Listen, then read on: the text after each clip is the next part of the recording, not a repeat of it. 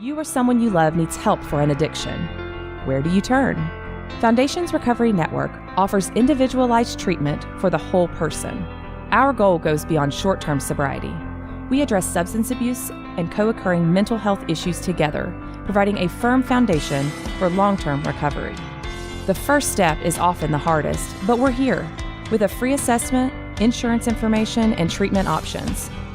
Our confidential helpline is available 24/7, so call 877-714-1318 and discover the Foundations Recovery Network difference today.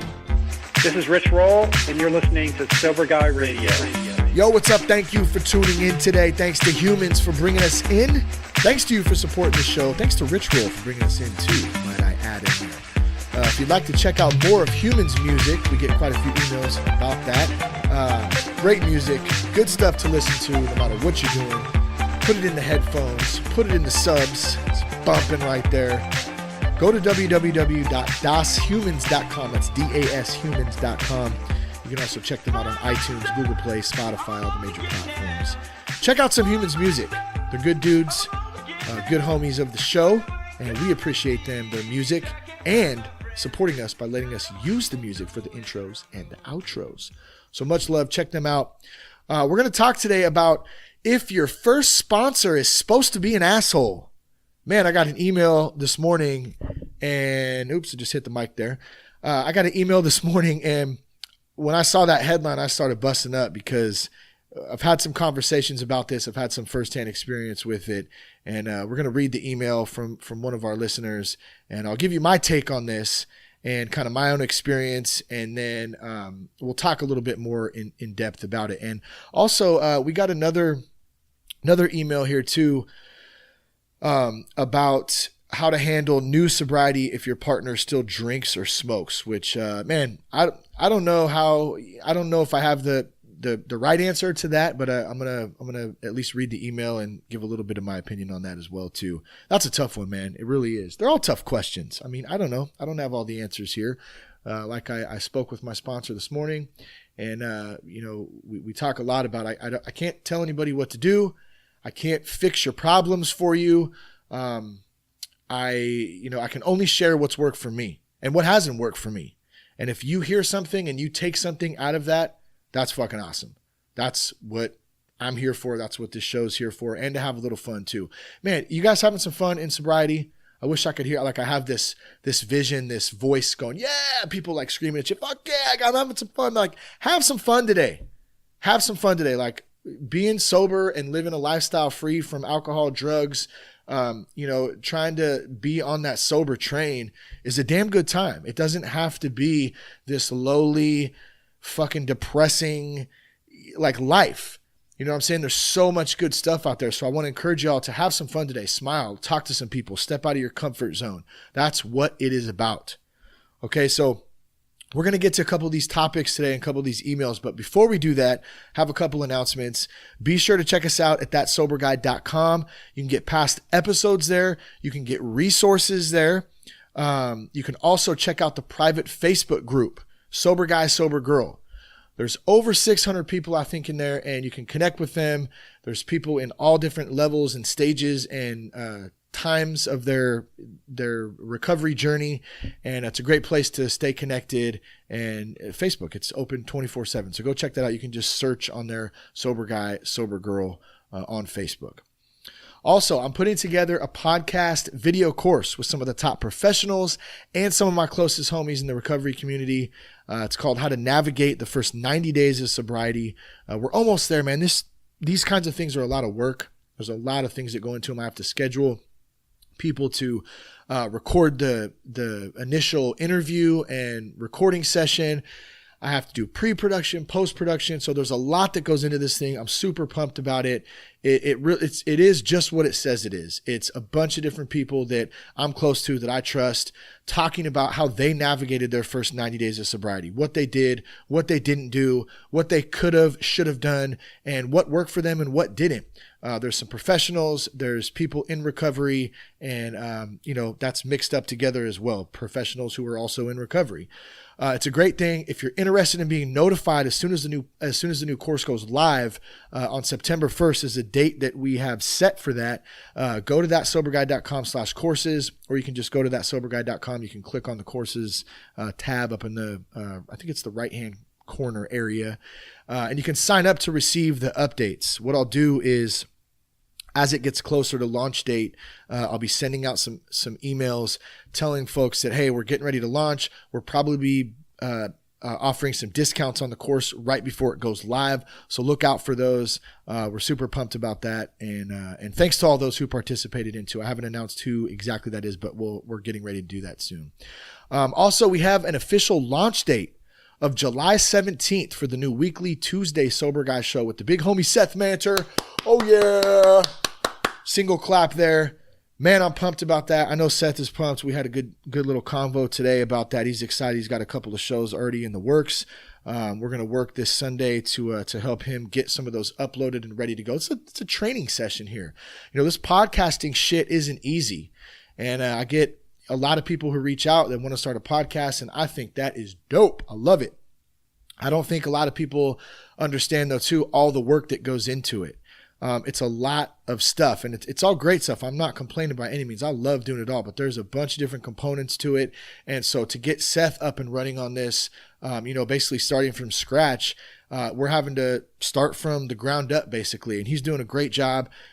He's excited about it, and I'm excited about it too. Just putting more content out there, having some fun with it. Giving an alternate opinion from Seth too, and him having his own thoughts and own guests and all that kind of stuff. So it's going to be really, really cool. If you want to reach out to Seth directly with questions, you just want to say congratulations, you want to tell him to fuck off, you can hit him up at Seth@thatsoberguy.com. I'm sure he'd love to hear from you. So hit him up and say what's up. Last but not least, if you have any questions about whether you or a loved one may need some help, you can contact Foundations Recovery Network at 877-714-1318. Foundations has nationwide residential and outpatient facilities, and they can also provide a confidential assessment and review the best treatment options for you or your situation or your loved one's situation. If you have somebody you love that you're looking to find some help, get some questions answered. One more time, let me give you that phone number. It's 877-714-1318. Let's get to some emails now. This first one here says, hey, Shane, I am on day 5 of being sober after many day ones over the past few years. And I just want to say, out of all the sobriety podcasts I listen to, yours is my absolute fave. Oh yeah, always love hearing that. There's some great podcasts out there too, but hey, I will take it. Love that Sober Guy is your favorite one. Much appreciated. I'm a 35-year-old mother of a 1.5-year-old, and my partner smokes a decent amount of pot. He's definitely not a problem drinker, but I do find his smoking to be a bit of a trigger for me, although I'm working on focusing on myself and not worrying about what he's doing. And then in parentheses, it says he's very supportive of me not drinking. I started attending women's AA meetings, and I believe that is the part of sobriety I was missing, was having a community. So I'm hopeful on that. Maybe one day you can do a podcast on how to handle new sobriety when your partner still drinks or smokes. Please don't stop doing your podcast. They're the best and make me feel positive, and they're funny as well. Keep it up. Amanda in New Jersey. Amanda, thank you. Thank you for sharing a little bit about that. Day 5, I know that might not seem like a lot, but it's a damn great start right there. Any day. Day 1 is a damn good start. So just doing the next right thing, one day at a time, that old cliche.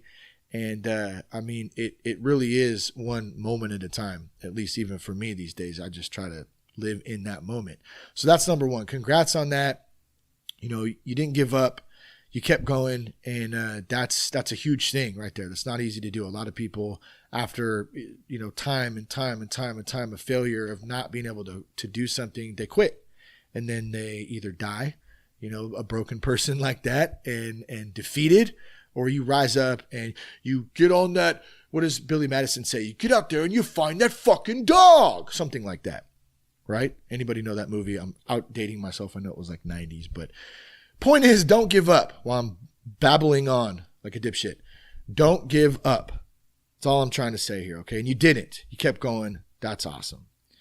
Now, Amanda wants to talk about how to handle new sobriety when your partner still drinks or smokes. Absolute difficult question right there. I thought about this a little bit this morning, and you know, because you're saying that your partner supports you. At the same time, I feel like a supportive partner would not be, oh man, that's a tough one. Do you see how I got me? Because I don't want to say the wrong thing here. I don't want to tell anybody what to do. Let me rephrase that. Okay. Let me start with this. I'll tell you that when I got sober and when I came home from rehab, okay, my wife was there and it was fucking awkward. It was weird. It was the biggest change of our lives. You know, we had a lot going on, a lot of financial stuff, a lot of stressful stuff going on. And then the fact that I'm this new, supposed to be this sober person and trying to get my shit together. You know, and you add all that together, and had my wife still been drinking or like smoking and stuff around, that would have been really, really, really, really difficult for me. She didn't do any of that. We cleared the house out of alcohol. We didn't smoke pot anymore. She didn't bring any pot in the house, cigarettes, all that stuff. It was gone. That was in the beginning. And for the first couple of years, I could probably count on my fingers how many times Jess drank in those first couple of years. It wasn't very many. And it really wasn't anything like we used to drink either. If she did drink, it was like, a glass of wine or something out with her girls one night, or maybe on a holiday with some of her family or something, have a glass of wine. It really wasn't a big thing. I can say, and I appreciate the hell out of her for supporting me and doing that at that time, because that would have been really difficult for me to see her, smoking or drinking or whatever. I wouldn't have felt as supported as I did. And I can't say that wouldn't have been a trigger for me to go back to my old ways. So, that was a huge part of early on. Now, okay, so let me kind of move into now, what it's like now, because that was then the first year or two. Now I'm around drinking often. I mean, I have family who drinks. I have friends who drink. My dog, I was tripping out there. I always have, sorry about that. I thought someone was like banging on my door. It's damn Brody, what are you doing? He's like he's like trying to dig a hole out of the floor or something. I always have a purpose though, to be, when I am around, and I'll give you an example. Recently it was 4th of July. And so, we went over to our homie's house and all the kids were there and we're swimming, and I'm one of the only ones, and these are like my homies from, for years. And, the wives all kick it, the kids all get together, all of us dudes kick it, especially around certain holidays and that kind of stuff. And I'm pretty much the only one, one of the dudes really who doesn't drink. And I feel because only you best, only I know me best, only I know where my headspace is at and what I can tolerate, what my boundaries are. Like, I know where I'm at. And so now it's not an issue for me to be around that kind of stuff. Now, I don't hang around people who are, I'm not at places where people are just shithoused and acting a fool and doing drugs and stuff. Not by any means. I don't even go near that shit. But like, I'm around places where there's alcohol. That's not a trigger for me anymore, because I have some time, I think, behind me to where I can go into those certain situations and I already know what to expect. I have things set up in case I did need to bounce beforehand. Like, my wife knows, and I rarely have to do that because I don't put myself in those situations. Now, backing up again, early on, that was a different story. I didn't go around, for the first couple of years, I had to get away from that kind of stuff, you know, from being around any situations where I would feel uncomfortable. I could feel triggered. I could feel like, you know, that I might slip up. And that was very important for me to do that. Now, I'm not saying there weren't times when I had to go to a wedding or a birthday party and there was alcohol. Of course. Like, I can't fucking go hide in a corner somewhere for the rest of my life. Like, there's alcohol around. It's going to be around. You know, sometimes there's pot around. It's legal now. So, you know, especially out here, I mean, that shit's everywhere. So you're going to come across it eventually. And, you know, and I understand the question here. I mean, it's different when it's somebody living in your own home too. So that is something that only, you know, the two people who are in that relationship can really work out and are going to have to work out together and say like, hey, look, you know, if you're going to do that stuff, you know, maybe don't bring it around the house. Maybe do it somewhere else. You know, please don't do it here. Or, you know, maybe it doesn't bother. I mean, I don't know what the answer is to that. And I'm not going to try to act like I do or give you a straight answer because that's going to be up to you guys. But I think the important thing is in that is communication. And I guess I kind of leave it on that, is communicating about how that's making me feel, why I feel the way that I feel, and how, you know, how it can help me, you know, having my partner do this. And like for me, you know, like I said, Jess didn't drink or smoke or anything in those first, especially the first early times. She really still doesn't really. I mean, every once in a while, cool, but like we don't really do. That's just not the way we live our lives anymore, you know. But I think communication is key in that. You got to be open about it. You have to be able to talk to your partner and let them know how you're feeling. And if it is a trigger, you need to be open about that. You need to be upfront about it and say, hey, look, like this is not good for me. And, you know, you got to come to some sort of terms, you know, and meet in the middle and talk about that kind of stuff to figure it out. That's the only way that it's going to, you know, figure itself out. So that's a tough one. I hope that makes some sense to you. I feel like I started to go down the road of like trying to tell you what to do. And I think I did in the beginning and I had to catch myself. It's hard to do that sometimes. Like I think I said that at the beginning of the show. Like I don't have the answers. I can only tell you how I've done it for me. And that's the most important thing, not just for me, but for everybody out there to remember. Like nobody wants to be told what to do. So when you're dealing with people, your family, your spouse, your partner, your friends, whatever, like it's all about how you word stuff and how you approach certain conversations. Like, I don't want anybody coming to me telling me what to do, even if they know that it's the right thing. Like my first reaction to that, just because I'm a stubborn ass fuck sometimes, is going to be like, no, I'm not listening to you.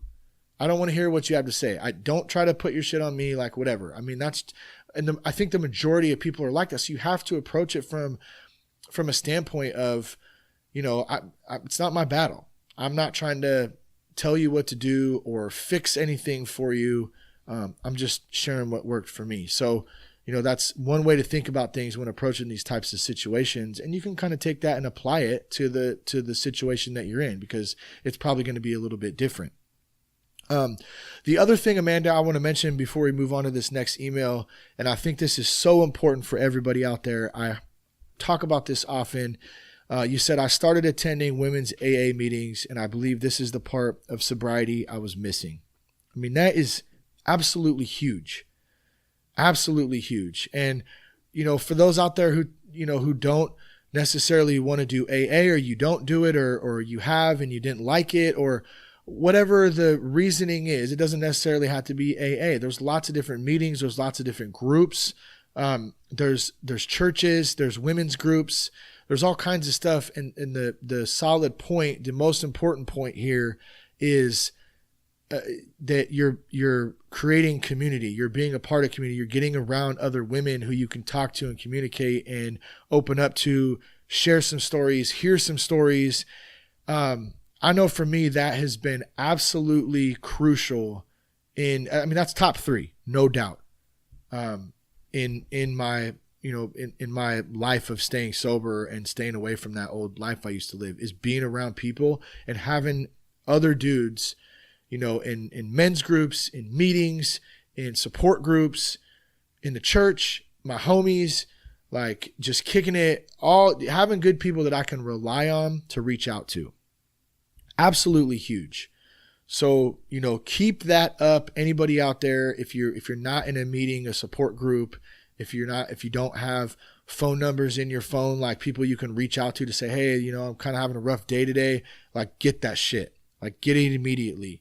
Like, if you can right now, turn this off and come back to it later and go to a meeting or go reach out to somebody and say, and start building that list up, because that is one of the most crucial things. Like, I can't do this shit alone. Learned that a long time ago. That's what kept me out there being a dumbass for, 15, 20 years. I kept trying to do it on my own. I got this. I can do it. It's no big deal. All the excuses. Not true. I can't do this on my own. I need a higher power. I need a God. I need a sponsor. I need a community. All the standard shit that when I first heard it all, I went, yeah, fuck off. I don't need any of that. I mean, and that's classic. I mean, I'm not special. Neither are you out there listening. If you've said something like that, we're not special people. We're all this, like, a lot of us have the same types of attitudes on stuff, and it's just the way it is. And then when you start to grow a little bit and go, wait a minute, maybe that asshole, was right about something, man, that kind of makes sense now. And it's really, the simple things is where it's at. You know what I mean? Support groups, meetings, community, sponsorship, finding something you like to do, and just staying around people, not isolating. So that's huge. So Amanda, thanks again for reaching out. Thanks for the email. I hope I was able to give you a little bit of insight. The rest is on you. Show up, keep showing up, hit those groups, and congrats on day 5, probably be day 6 or 7 by the time this comes out of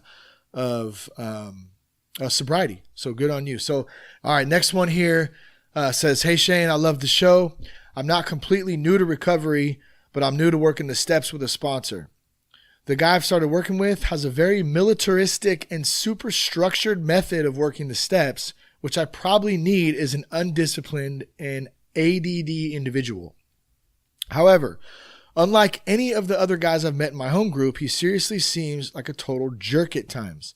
Like tonight when I was texting with him and sharing my concern about my precarious living circumstances, he asked me if I'm serious about getting sober or just looking for a handout. What the fuck? I haven't asked him for any handout or even assistance in any way. He told me not to talk to him about stuff like that and only to focus on the steps and the homework he's given me. He said to ask God for help with the other stuff. He also insisted I buy the physical big book instead of using the app. He demanded a spiral notebook instead of my legal pad. This latter stuff is minor, but he seriously said he wouldn't sponsor me unless I did this shit. Are all first sponsors assholes like this? Am I overreacting? Am I serious about getting sober? I'm serious about getting sober, but I wouldn't mind working with a nicer guy. Seriously, what are your thoughts, Jim? So Jim, great email. I was dying when I read the headline this morning. And you have a lot of good points here and a lot of good questions. And I've had, especially early on, a lot of these same exact thoughts. Like, why is this dude such a dick? And how is that going to help? And let me share a little story about my experience with this first, and then we'll kind of go through some of the questions here. So when I first got out of rehab, I got back to Vacaville and got dialed into the Alano Club like ASAP. Started hitting meetings and was hungry to find a sponsor, even though I really didn't want a sponsor because it meant that I was fully committed to the program, and I did not feel that I didn't know what I was doing. I just didn't feel like I was ready for one. It just felt weird too. I got to be honest. But at the same time, I knew I was stepping out of my comfort zone, doing what I had learned in rehab and doing what they told me to do, which is super important. Just do what the fuck you're told.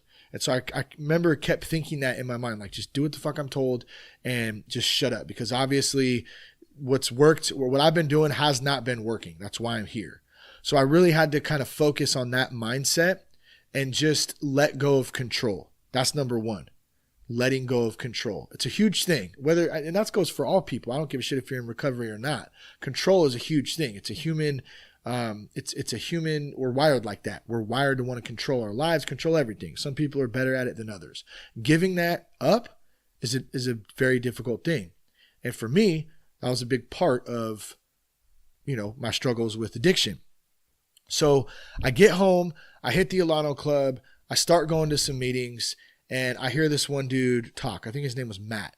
And he was one of the guys. He'd been in the rooms for years, had a lot of sponsees from what I could tell. I think it was like a Sunday night men's meeting that I started to go to. It was one of my ones that I liked a lot. And then I'd go to some during the week. But the Sunday night men's one was the best because there was all dudes there, and I could hear some good stories and some good shares and some good insight.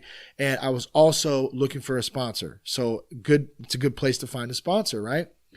And I remember him saying, I tell my sponsors or my sponsees when they come in here, you want me to sponsor you? You come in, you sit in the front row, you shut the fuck up, and you don't say anything for the first 6 months you're here. And I went, damn, what a dick. Like, why? I'm not doing that shit. I don't want that guy to be my sponsor. Like, screw him.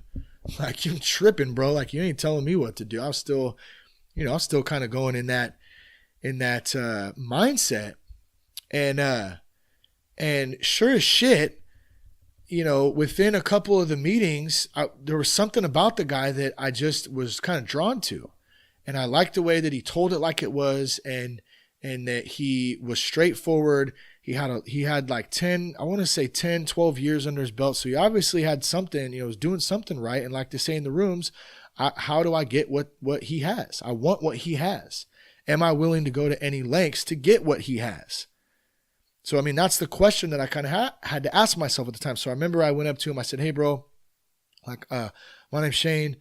I'm, just got out of rehab. Got 35 days or 40 days or whatever it was at that time. And I said, man, I really need a sponsor. And he goes, I have too many sponsees right now, but I got someone I can hook you up with. I said, okay. And so, I ended up getting, he didn't end up becoming my sponsor, but one of his sponsees, I started to work with him very briefly. And just, it wasn't even for probably a month. And he was a great guy. We actually were around the same age. He had a couple years, or maybe a year even, and I think I may have been one of his first sponsees at the time. And he kind of tried that with me. He didn't necessarily say though in those words, cause he probably knew I would have got up and told him, yeah, you're tripping, bro, and walked away. But he did say, hey, part of this is, just like Matt kind of taught me, you got to come in, you got to sit down in the front row. And so I remember I did it for like one meeting. And I just felt, so, I was so just against being told what to do still, that it was really difficult for me to do that. And I'm just being honest here. I'm totally not saying this is the right way to do it either, because if I go back, if I knew what I knew now, I would have approached the whole situation different.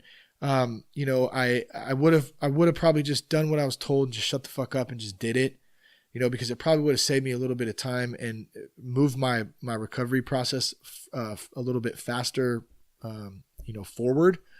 But hey, everything happens for a reason in due time, whatever. And, so needless to say, what I'm getting at here is I didn't work with him for much longer. I didn't have a sponsor for a while. And, I think I worked with another guy eventually, and, he was cool too, man. Both good dudes. It just was not ready for me. I was not ready to have somebody to tell me what to do. And this probably isn't the best example for you, Jim, because I feel like you're probably looking for some of the similarities here. Saying, well, yeah, man, I feel that way too. And I feel you, bro. I do. I understand. That's why I thought this was a great email today. But what I want to say here, number one, you answered your own question in the beginning of the email. You said the guy I started working with has a very militaristic and super structured method of working the steps, which I probably need as an undisciplined and ADD individual. So I want you to think about that for a minute, because like you, I can tend to be very ADD. I was very undisciplined when I was first, getting getting kind of acclimated to program and recovery and trying to just fucking stay sober too. You know, I didn't know what I was doing. And so I think if I look back, I did need somebody to, you know, to really kind of put that old school mentality on me, and structure. I think structure is the word I'm looking for here. At the same time, like I mentioned earlier with the other email, nobody wants to be told what to do. So where is that fine line between finding, you know, between letting that pride and ego go and going to any lengths to get sober and to stay sober by having another grown man say, shut the fuck up and listen, or come in every meeting, sit in the front row, shut up, don't say anything for the first 6 months. Or, like your sponsor said here, don't talk to me about that shit. I'm only here to work the steps with you. And that's it. You know, so focus on the steps and focus on the homework I'm giving you, and the rest, ask God for help. That's some old school shit right there, to my knowledge. I talked to my sponsor a little bit about this, and not just today. We've had this conversation before with me, because I think that, you know, there's a lot of guys out there who work like this. And let me tell you, there's been a lot of success from people who work like this too, because they can put their ego, their pride down, and just listen and just do what they're told. It's at least for the first 6 months to a year. And I think that's what we got to look at here. It's not always going to be like this. But I think the reason a lot of guys take that approach is, number one, they don't want to waste their fucking time. How many times has somebody worked with somebody and invested a little bit of time into them, and then they blow it off, or they go out again and they never come back, you know, or they don't do what they're told to do. And it's a waste of fucking time. Like, grown men normally don't have that luxury of just having that time. So it's important.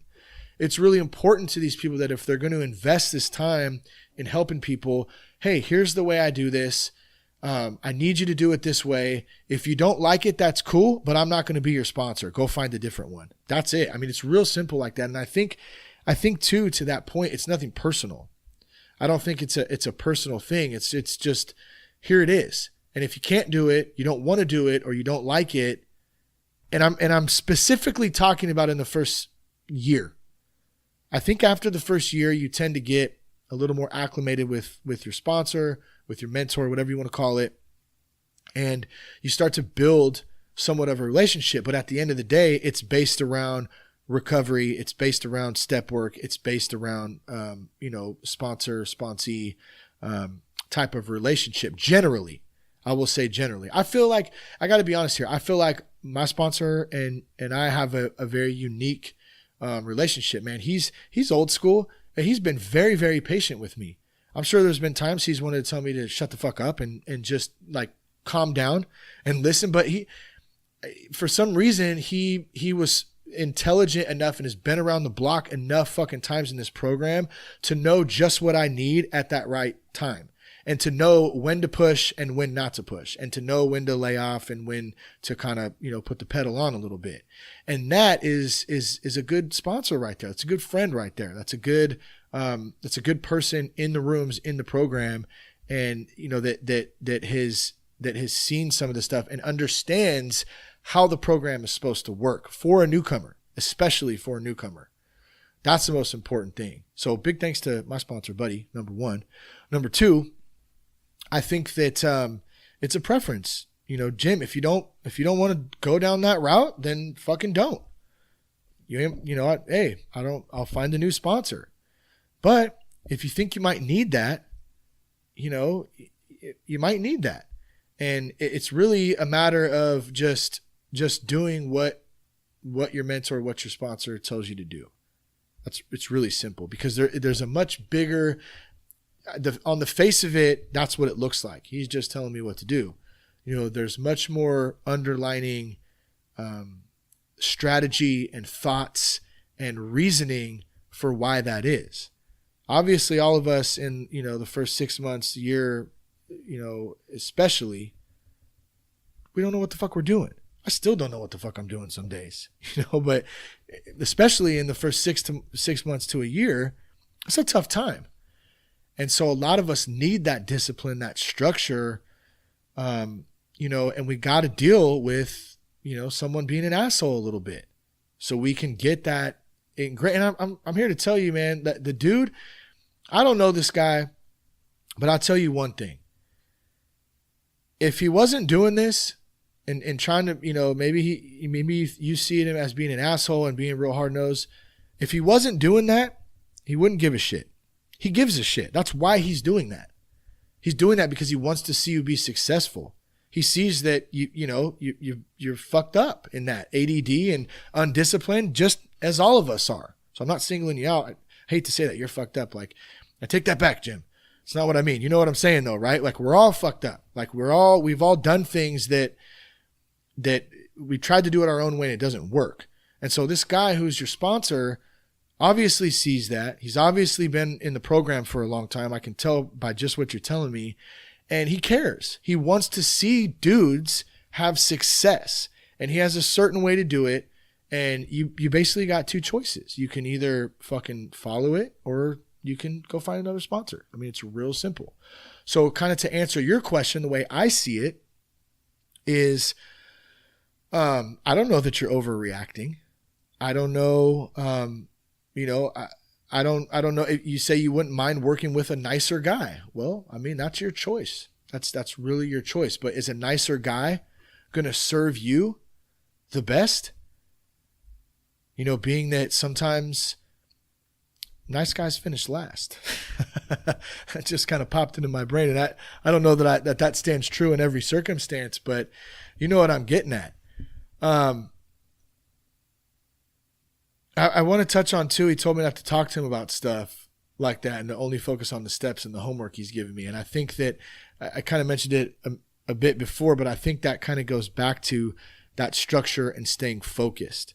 Like a lot of sponsors, I'm here to work the steps with you and I'm here for you to do the homework that I give you. That's a very simple and yet strategic way of working the steps and working a program. That's it. Like that kind of thing is like, I ain't here to be your friend. I'm not here to loan you money. And I'm not saying you're asking for money, Jim, either, or whoever out there listening. Like, that's not what I'm saying. But like, basically those are kind of the guidelines. I'm not here to loan you shit, to be your friend, to hang out with you, to talk about your marital issues. Like, go hire a fucking counselor. I apologize to my sponsor sometimes because I do. I told him that recently. I said, man, dude, I'm sorry, dude. I'm talking about my lady and stuff. I know. But he's cool. You know what I mean? We've built that relationship to where he can be honest with me and he'll tell me straight up. And that happens over time. It doesn't happen overnight. You got to hang in there. Just do what the fuck you're told. It's really not that difficult. And if you don't like it, then don't fucking do it. That's up to you. I mean, you're a grown man. You got a choice. I'm a grown man. I have a choice. We all have a choice to make. I personally kind of take that as a challenge. If it was me, I'm like, all right, like, you're going to be hard like that here. I'm going to do it. I guarantee you, if you do what you're told, 9 times out of 10, you're going to fucking have success. This program is a lot less complicated, I feel like, than people make it out to be. People say, oh, it didn't work for me. This program didn't work for me. That program didn't work for me. I didn't like this about it. I don't like that person. I had, all these excuses. And it's like, you ask them, well, did you do the work? And most of the time they say no. Like even my sponsor said this morning, well, I asked him, did you do this? Have you done the steps yet? 9 times out of 10, well, no. Well, you don't know what the fuck you're talking about. Sorry to say. You didn't put the work in. Point being, you got to put the work in, got to do what you're told sometimes from a sponsor-sponsee perspective, and you got to be willing to go to any lengths to get that. But that said, man, I think you're on the right track, man. I do. I really appreciate this email. I think the headline is great. Is your first sponsor supposed to be an asshole? And I guess to sum it up, yeah, sometimes. Depends what you need. Do you need him to be an asshole? Maybe. Do you need him to be a pussy? I don't know. Maybe.